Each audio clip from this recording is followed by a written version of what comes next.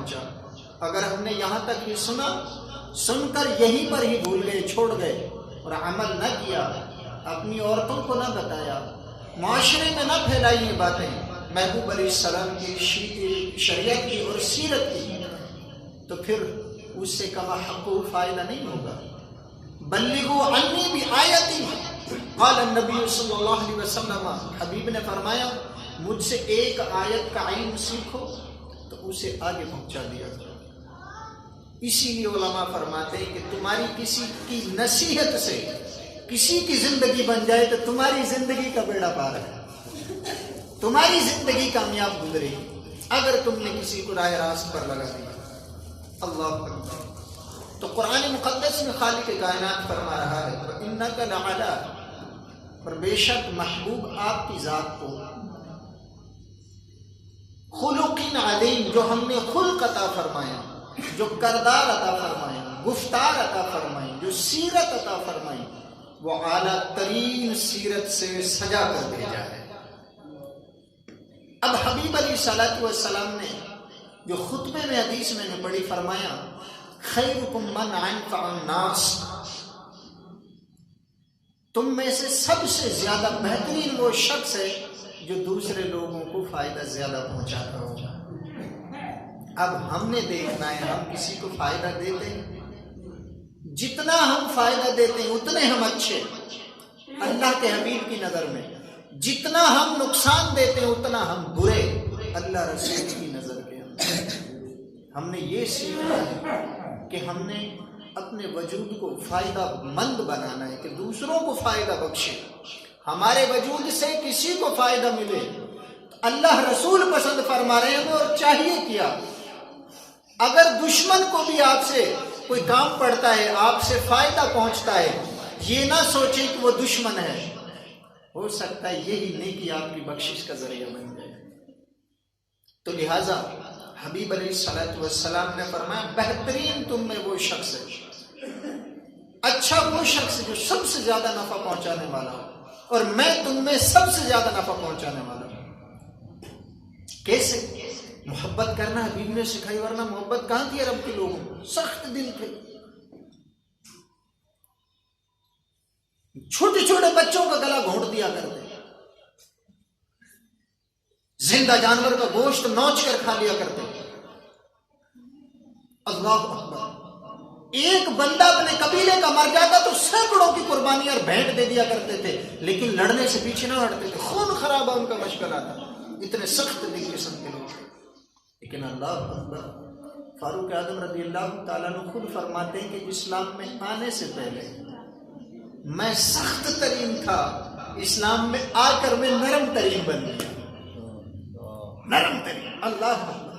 یہ نرم ہی تو تھا کہ آپ کے سامنے شخص کھڑا ہو جاتا ہے، عمر بتائیں ہمارے پاس تو لباس قمیض اور شلوار پوری نہیں بنی، جو بیت المال سے ملا ہمیں سودا، جو مال، جو سامان، جو پیسہ، جو قیمت ہمیں بیت المال سے ملی، اس سے ہماری قمیض اور شلوار تو نہیں بنی. یہ آپ کی کیسے بن گئی؟ اتنے لمبے تگڑے نوجوان انسان ہیں. یہ آپ کی نرمی ہی تو تھی، عدل ہی تو تھا، یہ آپ کی کردار سازی ہی تو تھی، جس کردار نے ایک کمزور شخص کو کھڑا ہو کر بولنے پر بے خوف کر رکھا تھا.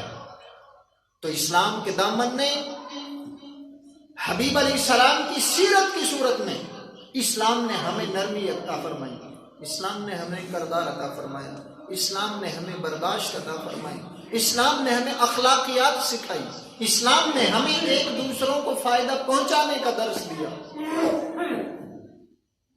حبیب کی ذات اتنی نفع بخش ذات ہے، تبھی تو کائنات کا ہر گوشہ حبیب پر جان چھڑکتا ہے. وہ کمال حسن حضور ہے کہ گمان نقص جہاں نہیں. اعلیٰ حضرت حبیب علیہ السلام کی شان میں بولتے ہیں، آنکھوں سے آنسو بہاتے ہیں، آقا کی ایک ایک وصف مقدس کا خوبصورت انداز سے اظہار کرتے ہیں. وہ کمال حسن حضور ہے کہ گمان نقص جہاں نہیں. صرف حسن، صرف حبیب علیہ السلام کے رنگ روپ مقدس کی بات نہیں کر رہے اعلیٰ حضرت رحمۃ اللہ علیہ، حبیب علیہ السلام کے پورے خوبصورت کردار کی بات فرما رہے ہیں. یہ حبیب کی ذات اقدس ہے. جن میں گمان ہی نہیں ہو سکتا کہ حبیب کی سیرت کے اندر کسی قسم کی کمزوری تھی. نہیں، حبیب علیہ السلام کو رب کریم نے سرتاپا با کمال بنایا. سرتاپا قدم شان ہے وہ، انسان نہیں، انسان وہ انسان ہے وہ. قرآن تو کہتا ہے کہ ایمان ہے وہ، ایمان یہ کہتا ہے میری جان ہے وہ. اعلیٰ حضرت وضاحت کر رہے ہیں کہ لوگوں قرآن پڑھو گے، تمہیں قرآن بتائے گا کہ حبیب کی ذات ایمان ہے. ایمان پکار کر بولا اور کہا ایمان سے بھی بڑھ کی بات سنیں، حبیب کی ذات تو جان ہے ہماری. اور جو جان ہوا کرتی ہے، جان وہ کسی کی زندگی کا سبب ہوتی ہے. اعلیٰ حضرت نے دبے چھپے لفظوں میں وضاحت کر دی. پوری کائنات کے اندر اگر زندگی موجود ہے تو یہ حبیب علیہ السلام کی سانسوں کی برکت سے زندگی موجود ہے.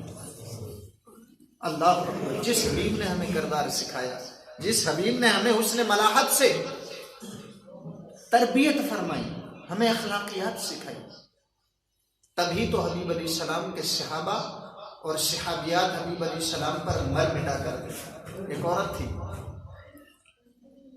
اما عائشہ صدیقہ رضی اللہ تعالی عنہ کی بارگاہ میں حاضر ہوئی. زندگی کی بات تو بڑے دور کی بات ہے، جو دیکھا کرتے تھے فدا ہو جایا کرتے تھے. اما عائشہ رضی اللہ عنہ فرماتی ایک عورت آئی حبیب علیہ السلام کے وصال کے بعد. ابھی حبیب علیہ السلام کے روزہ مبارک کی 4 دیواری نہیں ہوئی تھی، ابھی تازہ معاملہ تھا. پردے لٹکا دیے تھے چاروں اطراف میں، صرف ایک دروازہ چھوڑ دیا تھا آنے جانے کے لیے، کیونکہ وہ حجرہ جس میں حبیب علیہ السلام کا وصال اقدس ہوا تھا ظاہری، وہ اما عائشہ رضی اللہ عنہ کا گھر تھا. ایک طرف دروازہ چھوڑ دیا جیسے گھروں کے دروازے ہوتے ہیں. وہ عورت آئی، اماں سے عرض کی اماں آپ اجازت دیتی ہیں مجھے کہ میں حبیب علیہ السلام کی قبر مبارک کو دیکھوں. اب آپ سمجھنا قبر سے انسان کو کیا ملتا ہے؟ بس مرحوم کی یاد تازہ ہوتی ہے، اور کیا ملتا ہے؟ آپ میں سے کتنے لوگ ہیں جو اپنے کئی سالوں پہلے یا چند دن پہلے، چند مہینے پہلے کوئی مرحوم فوت ہو جائے، اس کی قبر پر جا کر روئیں اور وہ نظر آئے، وہ کچھ بتائے، اس سے انسان ہم کلام ہو جائے؟ ایسا کون ہے؟ کوئی بھی نہیں. تو پھر اس عورت کو بھی پتا تھا کہ حبیب علیہ السلام کی قبر انور پر میں جا رہی ہوں، مجھ سے تھوڑا حبیب علیہ السلام نے کلام فرمانا ہے، یہ مجھے تھوڑا ہی حبیب علیہ السلام نظر آنے ہیں. زندہ باحیات جب ظاہری حیات میں موجود تھے تب تو چہرے مبارک دیکھا کرتے تھے اور حسن مبارک سے لطف لیا کرتے تھے، مزے لیا کرتے تھے، گفتگو سے مزے لوٹا کرتے تھے. حبیب علیہ السلام کے کردار سے زندگی چلانے کا، زندگی بسر کرنے کا شعور اور ڈھب سیکھا کرتے تھے. لیکن اب تو حبیب علیہ السلام قبر نور میں.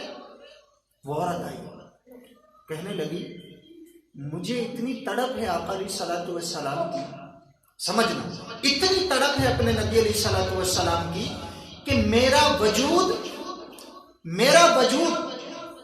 لرز اٹھا، میں بیتاب ہو گئی، میں مجبور ہو کر آقا علیہ السلام کی روضہ انور اور قبر مبارک کو دیکھنے حاضر ہوئی ہوں. اماں مجھے اجازت دیجیے، خدا کے لیے مجھے اجازت عنایت فرمائیں. اما عائشہ رضی اللہ عنہ فرماتی ہیں میں نے انہیں بتایا کہ اس طرح پردہ ہٹاؤ، اندر چلی جائے. کیا شان تھی. علماء لکھتے ہیں کہ وہ عورت جیسے پردہ ہٹا کر آگے گئی، اس نے محبوب علیہ السلام کی قبر مبارک کو دیکھا، دیکھتے ہی آنکھوں سے آنسو گر پڑے. عورت کی سسکیاں بن گئی، اتنی روئی کہ اس جگہ پر حبیب علیہ السلام کے قبر مبارک کے پاس وہ عورت اتنی روئی کہ وہ بے ہوش ہو گئی. یہ محبت حبیب علیہ السلام کے ساتھ. آقا علیہ السلام کا دیدار کے لیے تڑپا کرتے تھے. ارے انسان تو بڑے دور کی بات رہ جاتی ہے. ہم یہ کہہ سکتے ہیں کہ اس میں عقل ہوگی عورت میں، اس پر حبیب نے کوئی احسان کیا ہوگا، وہ بہت زیادہ عزت پا گئی ہوگی حبیب علیہ السلام سے. جانور جن کو ہم بے عقل کہتے ہیں، حبیب علیہ السلام کا ایک گدھا تھا یعفور نام. حبیب علیہ السلام اس پہ سواری فرمایا کرتے تھے. جب حبیب علیہ السلام کا وصال ہو گیا تو وہ گدھا کبھی اس اماں کے گھر کے دروازے پر پہنچتا ہے، دروازے کو سر مارتا ہے، کبھی اس اما کے دروازے کو جا کے سر مارتا ہے. یعنی حبیب علیہ الصلوۃ والسلام کی ازواج طیبات کے گھروں کو دروازوں پہ جا کے دستک سر سے دیتے تھے.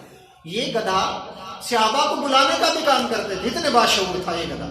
ہم تو کہہ دیتے ہیں نا فلاں شخص عقل نہیں ہے گدھا, اسے کہہ دیتے ہیں. یہ گدھا کا لفظ اگر سمجھا جائے تو صرف کند ذہن کو نہیں کہتے. یہ ایک اصطلاح ہے, اس کا وجود شریعت میں بھی موجود.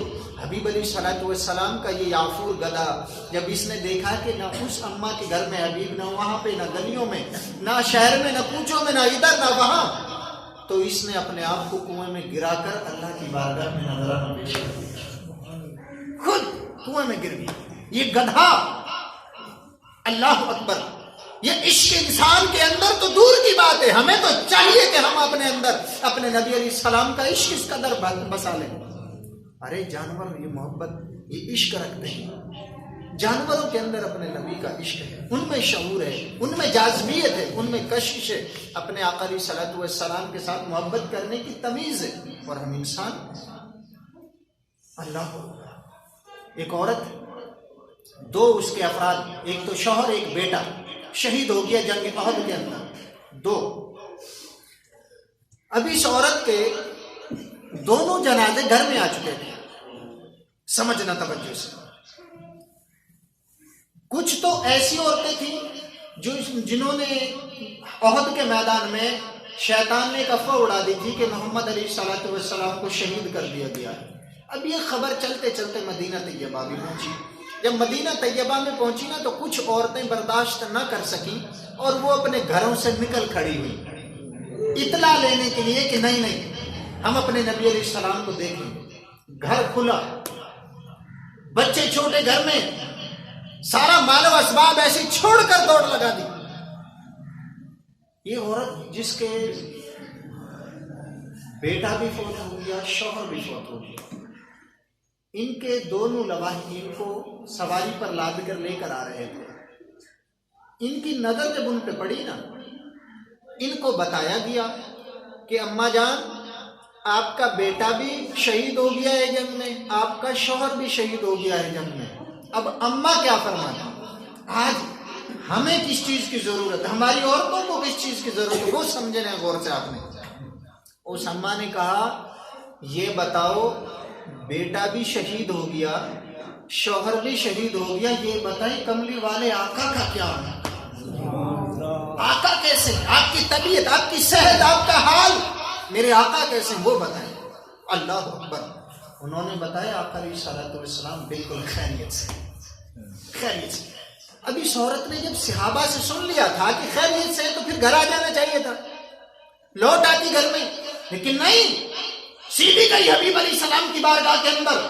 اور جب حبیب علیہ السلام کو دیکھا, ٹک ٹکی باندھ کر دیکھتی رہی. آقا علیہ الصلوۃ والسلام نے قریب بلایا, قریب پہنچی اور عرض کرنے لگی آقا کلو مصیبت بعدک جلل, اگرچہ میرا شوہر بھی فوت ہو شہید ہو گیا, میرا بیٹا بھی شہید ہو گیا, آقا جب آپ کا چہرہ دیکھ لیا سارے غم بھول گئے. اللہ, جب یاد آ گئے ہیں, آئے ہائے ہائے کیا شان ہے, سب غم بھلا دیے ہیں. آقا یہاں تو یاد آنے پر مومنین کے دل کے غم دھل جاتے ہیں. اس عورت نے اپنے شوہر کے غم کو, اپنے بیٹے کے غم کو رخ مصطفیٰ دیکھ کر ہی بلا لیا. اللہ اللہ. جس کا شوہر فوت ہو جائے, آپ یہ اس طرح نہیں سمجھیں گے, صحیح غور کریں. ایک عورت شادی سے پہلے اس کا سہارا باپ ہوتا ہے, باپ کی غیر موجودگی میں بڑا بھائی ہوتا ہے یا گھر کا بھائی, گھر میں جو بہن کا بھائی ہوتا ہے وہ ذمہ دار ہوتا ہے, وہ سہارا بنتا ہے بہن کا. اور جب شادی ہو جاتی ہے تو عورت مکمل طور پر سر تپا شوہر کی ہو جاتی ہے.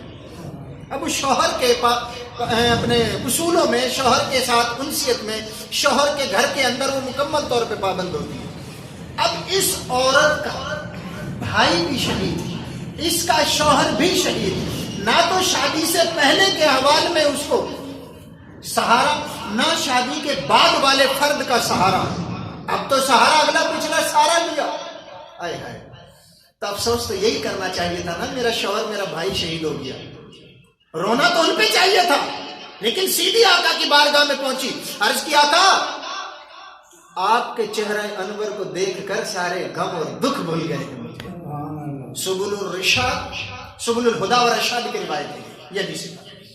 آگے قبیلہ بنی دینار کی ایک عورت تھی، بڑھیا، یہ تو جوان کی بات کر رہا تھا نا، بڑھیا عورت تھی، اس کا شوہر بھی شہید ہو گیا جنگ احد میں، اس کا بڑا بیٹا بھی شہید ہو گیا، اس کا بھائی بھی شہید ہو گیا، بھائی بیٹا شوہر تینوں شہید ہو گئے، اور تھی عورت بڑھیا۔ جب انہیں سنا حبیب علیہ الصلوۃ والسلام غزوہ احد میں شہید ہو گئے ہیں، یہ بھی نکل کھڑی، نہ بڑھاپے کو دیکھا، نہ کمزوری و ضعفت کو دیکھا، نہ راستے کے سفر کو دیکھا، نہ اپنی عمر کو دیکھا، نہ یہ دیکھا کہ میرا بھائی، میرا بیٹا، میرا شوہر شہید ہو گیا، کسی چیز کی پرواہ نہ کی، سیدھی حبیب علیہ السلام کی بارگاہ میں پہنچی۔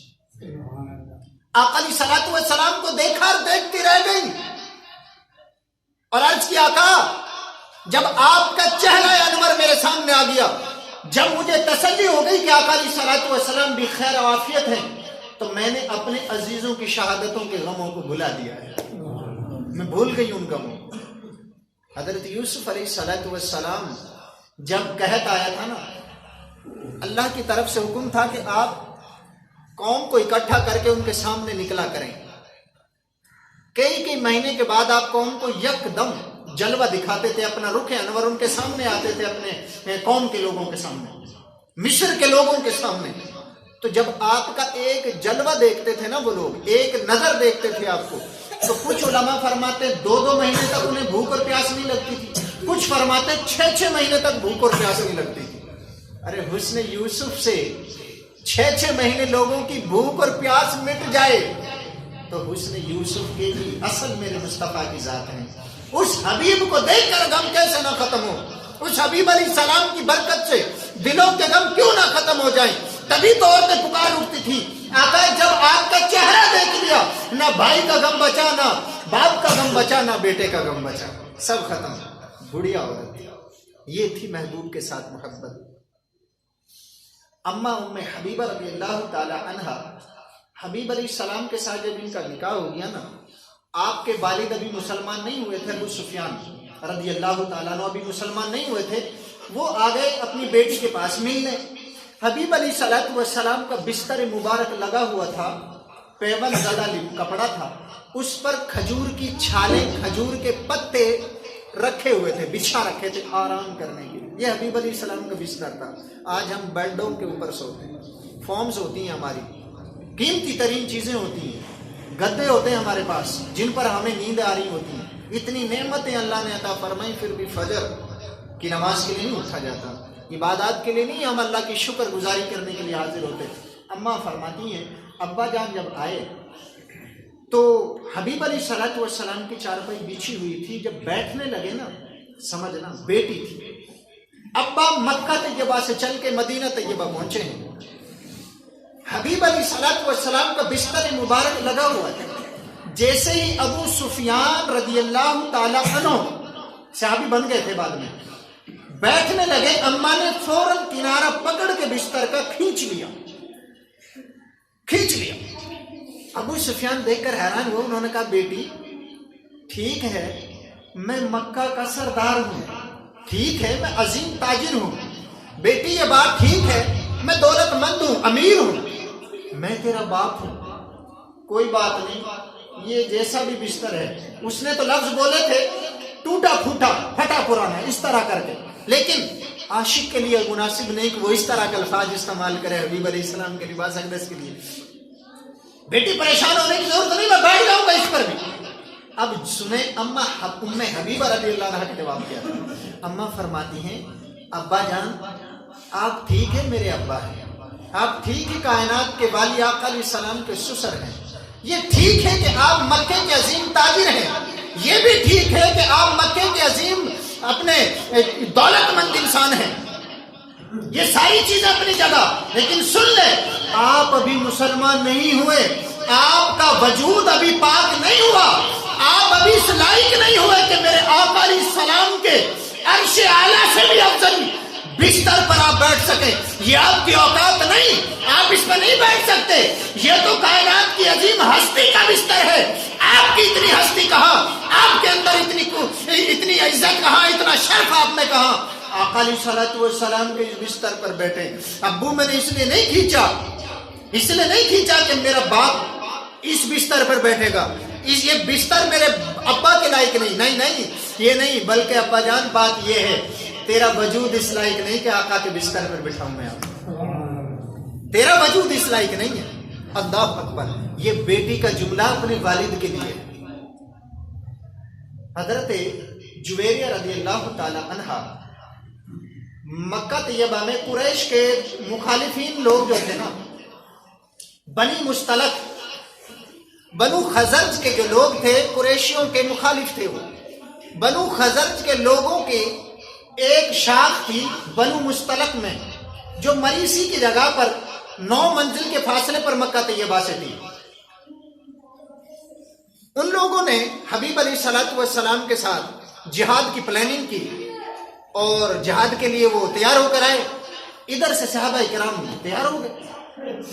اما جویریہ رضی اللہ تعالی عنہ کے والد صاحب حارث بن ابی درار تھے، یہ اس قبیلہ مریسی کے سردار تھے۔ حبیب علیہ الصلوۃ والسلام کو شاک نے جان کی بازی لگائی اور جنگ ایسی لڑی کہ فتح پالی، جیت گئے جنگ کو۔ اس جنگ میں مال غنیمت جو ملا تھا نا، سمجھنا، مال غنیمت جو ملا اس میں 2000 بکریاں تھیں اور 6000 اونٹ تھے۔ 2000 بکریاں، 6000 اونٹ تھے اور پورے، یہ غالباً 5000، 2 روایت اس طرح ہے، 5 یا 6000 اونٹ اور 2000 بکریاں اور 600 قیدی تھے۔ ان قیدیوں میں اما جویریہ رضی اللہ عنہا جو ہماری ماں بننی تھی، حبیب علیہ الصلوۃ والسلام سے ان کا نکاح ہونا تھا، یہ بھی قیدی ہو کر حبیب علیہ السلام کے پاس ہیں۔ اب صحابی ثابت بن قیس رضی اللہ تعالی عنہ کے حصے میں یہ بٹوارے میں تقسیم ہو گئی۔ اب یہ تھی تو حاکم کی بیٹی نا، ان کے ذہن کے اندر تھا کہ میں غلام کے نکاح میں رہوں گی یا اس کی لونڈی بن کر کنیز بن کے رہوں گی؟ تو انہوں نے کہا کہ میں تمہیں دولت دیتی ہوں، تم مجھے آزاد کر دے۔ یہ بات چل کر حبیب علیہ السلام کی بارگاہ میں جا پہنچی۔ حبیب علیہ الصلوۃ والسلام نے 9 اوقیہ، ایک سونا بنتا ہے، ایک ڈھیر لگتا ہے اتنے سونے کا، 9 اوقیہ کا۔ حبیب علیہ الصلوۃ والسلام نے ان کو جب دیکھا نا کہ ان کے اندر ایک تکبر ہے، میں شہزادی ہوں، میں ایک حاکم کی بیٹی ہوں اور رہوں گی ایک غلام کے تحت، یہ میری شان کے لائق نہیں، ابھی مسلمان نہیں ہوئی تھی۔ حبیب علیہ الصلوۃ والسلام نے 9 اوقیہ زیور، سونا چاندی ان کے شوہر یعنی حارث بن قیس کے ہاتھ میں تھمایا اور اسے بلایا اور فرمایا کہ تو حاکم کی بیٹی ہے تو کیا تو اس بات کو پسند کرے گی کہ دونوں جہان کے والی کے نکاح میں آ جائے؟ میں تجھے اپنے نکاح میں لے لوں، تو پسند کرے گی؟ اما جویریہ رضی اللہ تعالیٰ عنہ نے سوچا کہ اس سے بڑا اور کون سے میرے لیے شرف ہو سکتا ہے، دونوں جہانوں کا بادشاہ مجھے اپنی بیوی پر آیا ہے، فوراً ہاں کر دی۔ حبیب علیہ السلام نے نکاح فرما دیا۔ اب وہ حاکم اپنی بیٹی کے لیے پہنچا، حارث بن ابی درہ، وہ پہنچا حبیب علیہ السلام کے پاس۔ انہوں نے کہا محمد یہ میری بیٹی ہے، اسے مجھے دے دے، جو آپ دولت لینا چاہتے ہیں لے لیں۔ حبیب علیہ السلام کے کردار کو بتا رہا ہوں میں، عورتوں نے کیا قربانیاں دی، پھر حبیب علیہ السلام کے کردار سے انہیں کیا پہنچا۔ حبیب علیہ السلام نے فرمایا میں نے نہیں روکا آپ کی بیٹی کو، آپ بات کریں اپنی بیٹی سے، یہ آپ کی بیٹی، آپ اسے لے جانا چاہیں میری طرف سے اجازت ہے۔ اما جویریہ رضی اللہ عنہ تشریف فرما تھی، آپ